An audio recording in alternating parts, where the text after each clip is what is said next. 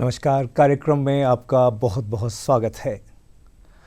इस कार्यक्रम के ज़रिए हम कुछ न कुछ मुद्दों को लेकर आपके सामने पेश होते हैं और आज एक ऐसा ही महत्वपूर्ण मुद्दा हम लेकर आपके सामने आए हैं जो आम आदमी से जुड़ा हुआ है। हर व्यक्ति कभी न कभी उसके स्वास्थ्य में कोई न कोई बीमारी आई जाती है और उस बीमारी को रोकने के लिए उसे दवाइयों की भी ज़रूरत होती है। तो ये दवाइयाँ हमारे शरीर पर क्या कोई दुष्प्रभाव करती है और करती है तो किस तरह करती है? इन्हीं सब बातों की जानकारी के लिए आज हमारे स्टूडियो में हमने आमंत्रित किया है डॉक्टर बीपी मीना जी को।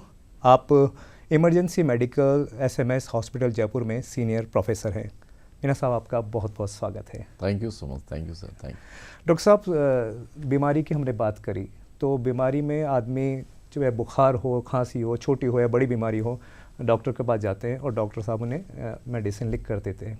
इसमें सबसे बड़ी चीज़ जो आती है जो एंटीबायोटिक की हम बात करते हैं, तो डॉक्टर साहब इसी के बारे में जानना चाहते हैं, एंटीबायोटिक्स क्या होती हैं? इस प्रोग्राम को देखने वाले सभी लोगों को मेरा नमस्कार और आप सब लोगों का बहुत स्वागत है। मैं आपसे इस टॉपिक के बारे में निवेदन करना चाहता हूं कि एंटीबायोटिक जो दवाई है, एंटीबायोटिक जिस तरह से बीमारी के टाइम में अलग अलग तरह की मेडिसिन दी जाती है, तो उसी तरह से ये भी एक इम्पोर्टेंट मेडिसिन है जो कि अमूमन मरीजों को लिखी जाती है। एंटीबायोटिक का मेन जो साल्ट है वो बेसिकली, जैसे इसका नाम है एंटीबायोटिक, और अगर इसको हिंदी में कहें तो इसका नाम है जीव प्रतिरोधी। मतलब जो बैक्टीरिया है, जो इन्फेक्शन आपको हुआ है, उस इन्फेक्शन को ख़त्म करने के लिए जो मेडिसिन दी जाती है, उन मेडिसिन का नाम है एंटीबायोटिक्स। अब ये जो एंटीबायोटिक्स हैं, ये एंटीबायोटिक्स अगर आपका जो इन्फेक्शन शरीर के अंदर है उसके अनुरूप दी जावे और उसके अनुरूप ही अगर ये ली जाती है जब तो है फ़ायदेमंद, और अगर कहीं इसका दुरुपयोग हो रहा है, इसका मिसयूज हो रहा है, इम्प्रॉपर इन्फॉर्मेशन, जो सूचनाएं हैं जो आपके अंदर जो भी आपकी इन्फॉर्मेशन अगर वो प्रॉपर नहीं है और उस गलतफहमी की वजह से अगर आप इसका ज़्यादा यूज लेते हैं तो फिर ये हानिकारक भी हो जाती है। डॉक्टर साहब, अगर इनके प्रकारों के बारे में जानना चाहें कि कितने प्रकार की एंटीबायोटिक्स होती है, थोड़ा हमें दर्शक को बताएंगे आप दर्शकों को? एंटीबायोटिक के कैटेगरी में जाने से पहले मैं आपको एक इम्पोर्टेंट जो इन्फॉर्मेशन है वो शेयर करना चाहता हूँ कि अभी 19 नवंबर से लेके और 24 नवंबर तक, मतलब अभी जो वीक चल रहा है, इसमें एक एंटीबायोटिक प्रतिरोध के संबंध में, या जो एंटीबायोटिक का जो रेजिस्टेंस है उसके संबंध में अपना एक कार्यक्रम चल रहा है। उसका मेन थीम यही है कि समाज में ये जागरूकता पैदा करना, या लोगों के अंदर ये जागरूकता पैदा करना कि ज़्यादा एंटीबायोटिक का किस तरह से इसका नुकसान है। कुछ जो ड्रग्स हैं वो बैक्टीरियासिडल है। बैक्टीरियासिडल का मतलब है कि बैक्टीरिया को ख़त्म करती है, और एक ग्रुप की जो दवाइयाँ हैं वो बैक्टीरियास्टेटिक है। बैक्टीरियास्टेटिक का मतलब होता है कि उसकी ग्रोथ को रोकना। एक तो बैक्टीरिया को ख़त्म करना, उसको डैमेज करना या उसको बिल्कुल ख़त्म कर देना, और दूसरा उसकी ग्रोथ को स्टॉप कर देना। तो ये ब्रॉडली दो तरह की इसकी कैटेगरी। डॉक्टर साहब, आपने अभी वीक का भी जिक्र किया जो सप्ताह मनाया जा रहा है जी। तो हम पहले ये जानना चाहेंगे जो इसका उपयोग है एंटीबायोटिक्स का, किस तरह से उपयोग करते हैं? क्योंकि मरीज़ आते हैं आपके पास, तो किस तरह से उपयोग में ली जाती है ये? बिल्कुल, जिस तरह से एक अलग अलग ग्रुप्स की जो मेडिसिन्स होती है, एक मरीज़ को आप देखते हो तो उसको मरीज़ का पहला, जैसे आपके पास में आया, उसको फीवर भी है, उसको सोर थ्रोट भी है, उसको राइनाइटिस भी है। मतलब अगर मैं आपको ये जो चीज़ कॉमन लैंग्वेज में अगर मैं आपको बताऊं कि किसी को खांसी है, जुकाम और बुखार है, अब आपने फर्स्ट साइट में उसको देखा तो आपके दिमाग में ऑटोमेटिकली, एक अच्छे फिजिशियन के दिमाग में बात आ जाती है कि मेरे को इसके सिम्टम के अनुसार इसको कौन सी दवाई देनी है। एंटीपायरेटिक देनी है जिससे इसका बुखार खत्म हो जाए, जो डीकंजेस्टेंट ड्रग्स हैं वो देनी है ताकि इसका जो नाक बहना है या इसका जुकाम वो खत्म हो जाए। अगर उसको कफ है तो उसको एंटी कोल्ड उसको मेडिसिन एडवाइज करना है या कफ सिरप एडवाइज करना जिससे उसका खांसी बंद हो जाए। बट उसके अलावा जो सबसे इम्पोर्टेंट जो एक दवाई है वो है एंटीबायोटिक। अगर किसी आदमी को इन्फेक्शन है तो नेचुरल सी बात है, इन सब मेडिसिन के अलावा बुखार रोकने के लिए, जुकाम रोकने के लिए, इसके अलावा जो सबसे इंपॉर्टेंट मेडिसिन जो एडवाइस की जाती है वो एंटीबायोटिक। क्योंकि उसका रीज़न ये रहता है कि most of the time most of the time अगर इन्फेक्शन अगर बैक्टीरियल है तो फिर वो एंटीबायोटिक से ही ठीक हो पाता है। बट मैं आपको ये चीज़ यहाँ पे क्लियर करना चाहता हूँ कि मोस्ट ऑफ द जो इन्फेक्शन है, बहुत सारे इन्फेक्शन है वायरल भी होते हैं। वायरल जो इन्फेक्शन है, उन वायरल इन्फेक्शन के अंदर एंटीबायोटिक कारगर नहीं होती, और वो अगर किसी भी की सलाह के बिना आप अपनी मर्जी से या कहीं पे भी आपने अनऑथराइज या अनऑथेंटिक आपने इन्फॉर्मेशन कलेक्ट करके और कहीं पे भी आप मेडिकल स्टोर पे चले गए और आपने अपनी मर्जी से अगर एंटीबायोटिक लिया है, तो वो ना तो आपको फ़ायदा पहुंचाएगा, उल्टा उसका नुकसान हो रहा है। और ब्रॉडली मतलब अगर इतनी बड़ी दुनिया है, इतने सारी पॉपुलेशन है, उसमें लोग करीब करीब जो है इस हैबिट को ऑप्ट कर रहे हैं। इसी की वजह से जो एंटीबायोटिक का जो रेजिस्टेंस है, क्योंकि वो रिलेवेंस ही नहीं बैठ रही, उसकी ज़रूरत नहीं है, उसके बावजूद भी ली जा रही है। तो ये एक्चुअली रीजंस, ये कारण पैदा हो रहे हैं एंटीबायोटिक के रेजिस्टेंस के। हाँ डॉक्टर साहब, आपने रेजिस्टेंस की बात की, तो क्या कोई गाइडलाइन है एंटीबायोटिक्स लेने की? कोई इसका आधार है कुछ लेने का एंटीबायोटिक्स का? देखो, एंटीबायोटिक लेने की कोई गाइडलाइन नहीं होती। सबसे बड़ी गाइडलाइन तो ये है कि अगर आप बीमार हो तो आप डॉक्टर को दिखाओ, आप बीमार हो तो अस्पतालों में जाओ, आप बीमार हो तो उसकी एक जो सरकारी व्यवस्थाओं में या प्राइवेट सेंटर्स में जो ऑथराइज जो डॉक्टर हैं, जो कंसर्निंग स्पेशलिटी के जो डॉक्टर्स हैं या जो मान्यता प्राप्त डिग्रीधारी जो डॉक्टर्स हैं, उनको आप दिखाओ, और अगर वो सलाह देते हैं तो फिर उसके अकॉर्डिंग आप एंटीबायोटिक भी लो और बाकी दवाइयाँ भी लो।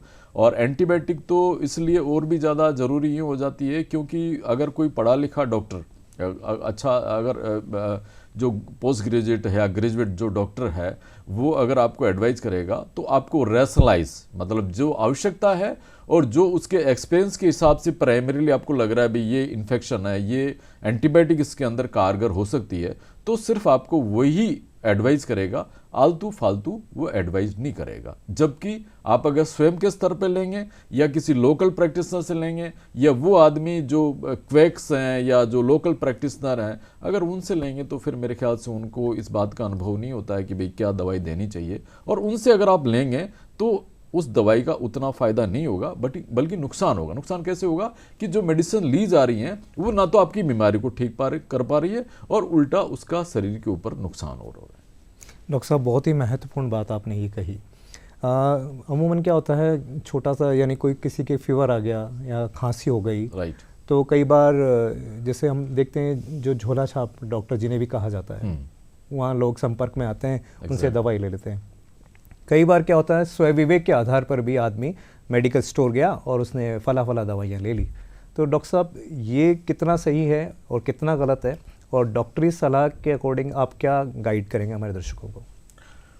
भाई ज़्यादा जो एंटीबायोटिक है बिना कारण के, बिना उसका एग्जामिनेशन हुए, बगैर उसका इन्फेक्शन का ट्रेंड देखे हुए उसको अगर आप एंटीबायोटिक ले रहे हैं तो वो एंटीबायोटिक आपको किस तरह से नुकसान पहुंचाती है मैं आपको बताता हूं। नंबर 1 जी, अगर किसी मरीज को किसी पर्टिकुलर एंटीबायोटिक से एलर्जी है तो पहली बात तो यह है कि वो एंटीबायोटिक उसके सीवियर एलर्जिक जो रिएक्शंस हैं वो उनको पैदा कर सकती है। तो सबसे बड़ा खतरा तो ये हो गया जी। दूसरा खतरा ये हो गया कि आप एंटीबायोटिक अगर आप अनऑथराइज पर्सन से ले रहे हैं, सेल्फ मेडिकेशन के हिसाब से ले रहे हैं, कहीं पे भी आपने नेट पे कोई इन्फॉर्मेशन कलेक्ट देख ली और आप अपने हिसाब से ले रहे हैं, तो वो अप्रोप्रिएट नहीं होगी। कैसे अप्रोप्रिएट नहीं होगी?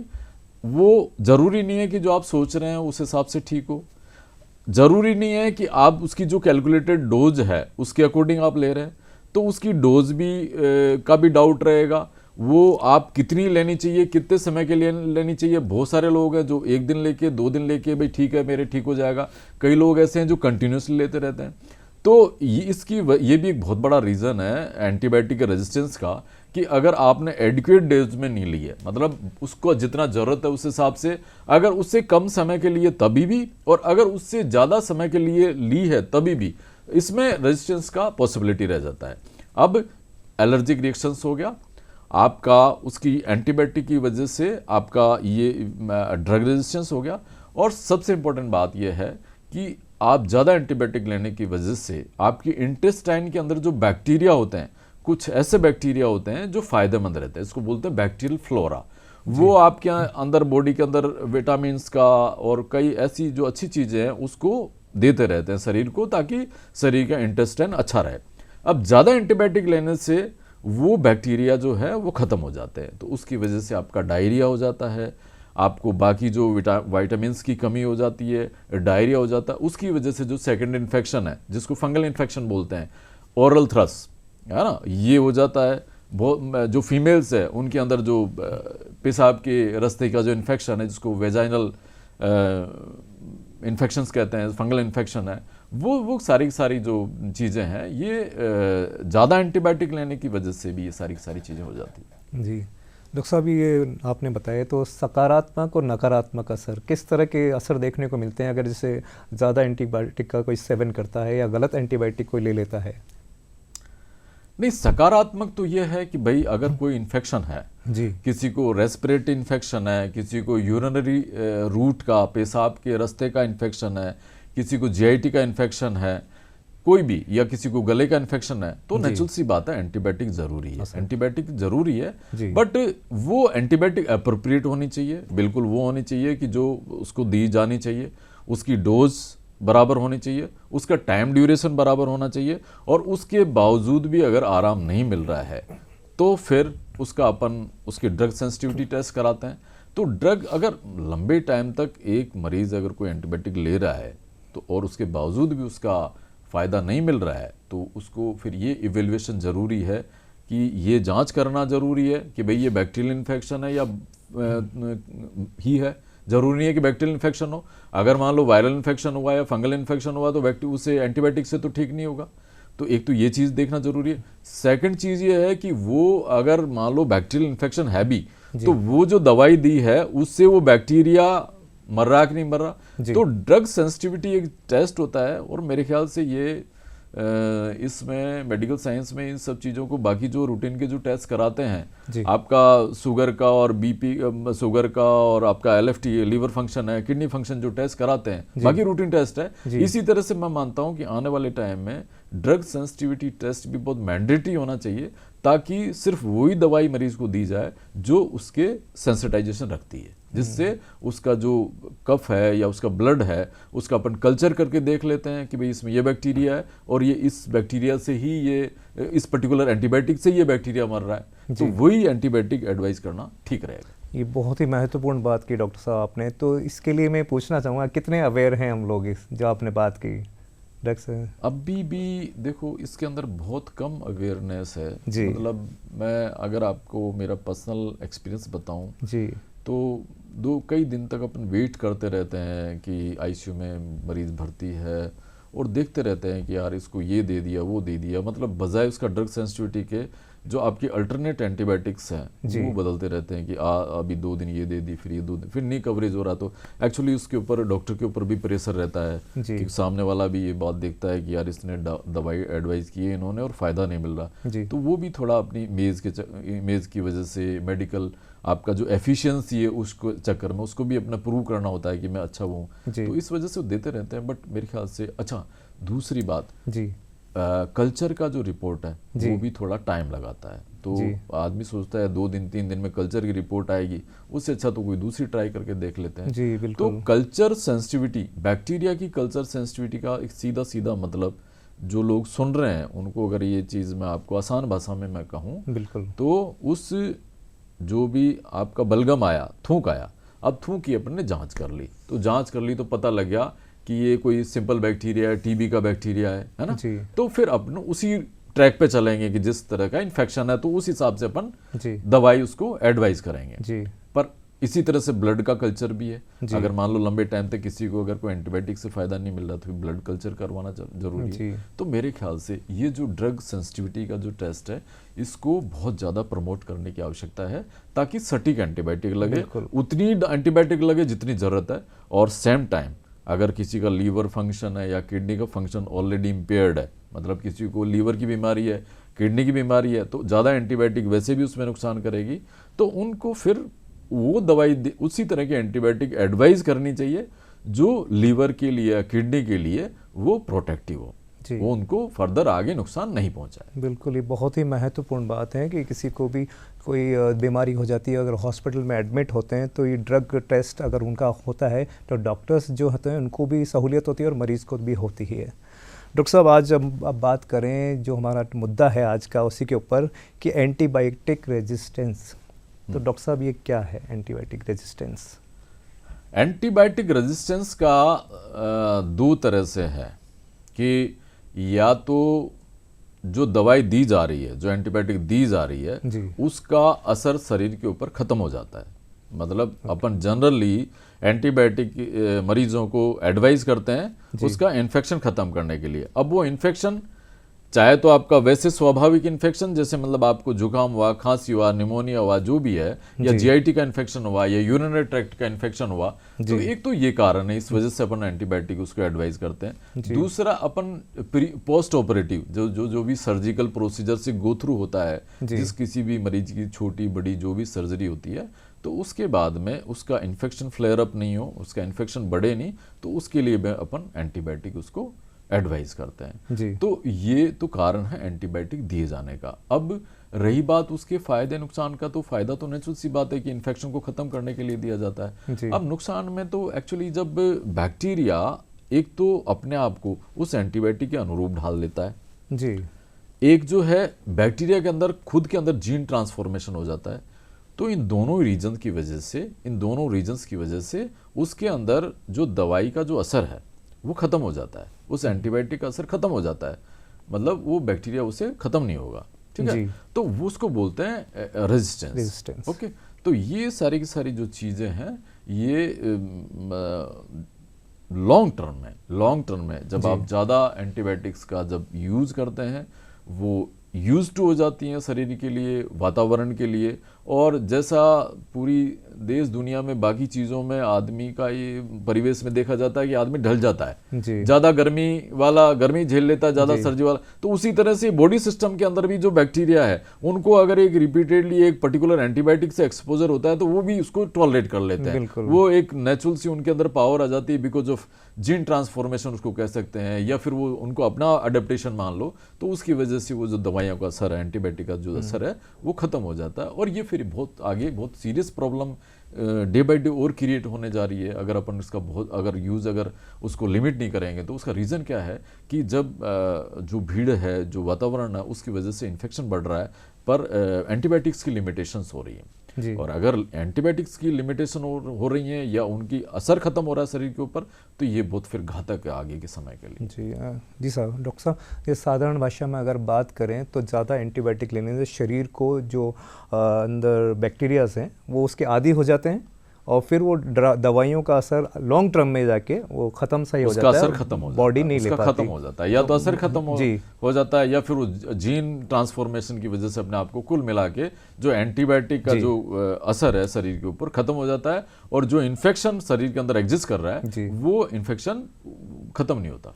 ओके डॉक्टर साहब, एक महत्वपूर्ण बात ये आती है कि ड्रग एलर्जी भी होती है। ड्रग एलर्जी डॉक्टर साहब क्या है, और एक जो एंटीबायोटिक्स लेने के ज़्यादा दुष्प्रभाव और इसका कोई बचाव का कोई तरीका है? एंटीबायोटिक का पहले मैं आपको ड्रग एलर्जी क्या बता दूं। जिन लोगों के ड्रग सेंसिटिविटी होती है उन लोगों को थोड़ा सा इसके अंदर केयरफुल रहना चाहिए कि मेरे को कौन सी दवाई लेनी है नहीं लेनी। तो आप जब कभी भी किसी डॉक्टर को दिखाने जाएं तो उसको सबसे पहले बता देना चाहिए कि भाई मेरे को इस पर्टिकुलर दवाई से एलर्जी है। तो उसको तो पता होता नहीं है और कई बार मिस भी कर जाते हैं, हिस्ट्री में नहीं पूछ पाते।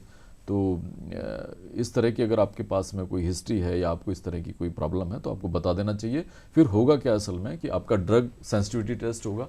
ड्रग सेंसिटिविटी में सब तरह की जो ड्रग्स हैं उनका सेंसिटिविटी हो जाता है। फिर पता लग जाता है कि भाई इस पर्टिकुलर ड्रग से आपको एलर्जी है, तो उनका आपका कार्ड बन जाता है। तो उसमें ये लिखा रहता है भाई ये पर्टिकुलर मेडिसिन से इसका एलर्जिक रिएक्शन है, इससे नहीं है। तो फिर डॉक्टर और भी सेफर साइड में रहता है और आप भी सेफर साइड में रहते हैं कि जो ड्रग्स आपको एलर्जी नहीं कर रही हो सिर्फ वही आपको एडवाइस की जाए। तो जनरली येलो कार्ड जो होता है इसको बोलते हैं, या जिस तरह का जो लोग इस तरह के होते हैं उनके पास में कार्ड होता है, तो वो आपके खुद के लिए भी फायदेमंद रहता है और डॉक्टर के लिए भी ठीक है। डॉक्टर साहब, ये एसएमएस हॉस्पिटल में सुविधा उपलब्ध है ड्रग्स की? यस बिल्कुल एसएमएस के अंदर ड्रग एलर्जी क्लिनिक है अपना, और वहाँ पे सारी जो ड्रग की सेंसिटिविटी टेस्ट किए जाते हैं। जी बिल्कुल। तो कोई हमारे दर्शक जो देख रहे हैं और उनको टेस्ट कराना हो तो एसएमएस जयपुर में ये सुविधा उपलब्ध है। डॉक्टर साहब एक बात करें, जो एंटीबायोटिक रेजिस्टेंस की हम बात कर रहे थे, तो इसको रोकने के कोई उपाय हैं? कैसे रोका जा सकता है इसको? रोकने का तो उपाय यही है कि लोग सेल्फ मेडिकेशन को जो अपने आप जाके और दवाइयाँ लेते हैं मेडिकल स्टोर से, या आजकल तो ऑनलाइन सिस्टम भी हो गया है, या कहीं भी आपने नेट से, गूगल से कहीं भी सर्च करके आपने अपनी बीमारी भी खुद ही देख ली, आपका इलाज भी खुद ही देख लिया, तो वो जो प्रैक्टिसेस हैं उनसे तो आपको बचना पड़ेगा। और ऑथराइज जो डॉक्टर्स हैं, जो ऑथराइज जो ग्रेजुएट और पोस्ट ग्रेजुएट जो मेडिकल डॉक्टर्स हैं, उनसे ही आप दवाई लें, तो मेरे ख्याल से ये ज़्यादा अच्छा रहेगा। क्योंकि जैसा मैंने आपको पहले बताया, वो आपका टाइम ड्यूरेशन का है, डोज का है, और एज़ पर योर डिजीज, जैसी आपकी बीमारी है उसके अनुसार ही वो आपकी एंटीबायोटिक को एडवाइस करेंगे। तो ये फिर जो है, ये इन सब चीज़ों को काफ़ी हद तक रोका जा सकता है अगर आम आदमी में इस तरह की अवेयरनेस डेवलप हो कि अपने को सेल्फ मेडिकेशन से दूर रहना है। डॉक्टर साहब, गाँव में भी ज़्यादातर ये चीज़ रहती है, तो गांव के लोगों के लिए और एक शहर के लोगों के लिए यानी एक जनरल मैसेज आप क्या देना चाहेंगे हमारे दर्शकों को कि जो लाभान्वित हों और आगे चलकर इन चीज़ों के लिए अवेयर रहें? देखो, मैं इसके बारे में हर जगह पर, चाहे गांव हो चाहे शहर हो, सरकार की इतनी बड़ी बड़ी योजनाएं चल रही है, खूब सारा पैसा सरकार हेल्थ सेक्टर के लिए दे रही है, इतना बड़ा नंबर है हेल्थ एम्प्लॉयज़ का, चाहे वो डॉक्टर्स हो, नर्सिंग स्टाफ हो, वार्ड बॉय हो, लैब टेक्नीशियन हो, खूब सारी संख्या में है।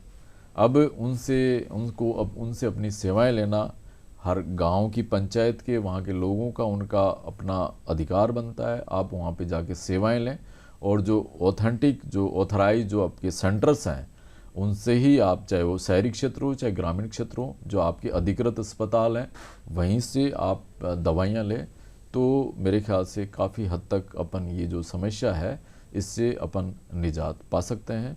और यही एक सही तरीका है, क्योंकि गांव में सबसे बड़ी प्रॉब्लम ये है कि जो क्वेक्स हैं, जो जिनका किसी पास कोई ऑथराइज सर्टिफिकेट नहीं है, ना कहीं से ट्रेंड है, वो कहीं भी उन्होंने इंजेक्शन देना सीख लिया, 2 दवाई देनी सीख ली, तो खूब सारा फ्लूइड लगा रहे हैं, खूब सारी एंटीबायोटिक दे रहे हैं।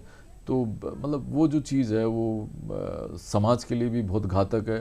हो सकता है उससे लोगों को लग रहा हो कि भाई टेम्परेरी रिलीफ मिल जाता है, बट लॉन्ग टर्म के अंदर ये बहुत ज़्यादा घातक है। और इन सब चीज़ों को विशेषकर ग्रामीण क्षेत्र के जो लोग हैं, उनको, जो लोकल प्रैक्टिशनर हैं, उनको उनसे दवाई नहीं लेनी चाहिए। और अगर ऐसी मजबूरी भी है कि भाई कोई चॉइस नहीं है, तो आप उनको प्रॉपरली ट्रेंड कराओ और उनसे बोलो भाई आप ट्रेनिंग लेके आओ, कहीं से सर्टिफिकेशन हो आपका, और जब अगर वो ट्रेंड हो तो ही दवाई लेना ठीक है, अदरवाइज तो ये समस्याएं और डे बाई डे ज़्यादा बढ़ेगी। जी बिल्कुल, ये समस्याएं डे बाई डे बढ़ेगी, क्योंकि हर व्यक्ति के स्वास्थ्य से जुड़ा हुआ ये मुद्दा है। तो डॉक्टर बीपी मीना जी, आप हमारे स्टूडियो में आपने चर्चा की, आपका बहुत बहुत धन्यवाद। Thank you so much. तो इसी के साथ ये बीच बहस कार्यक्रम अब समाप्त होता है। दीजिए इजाज़त। नमस्कार। Thank you.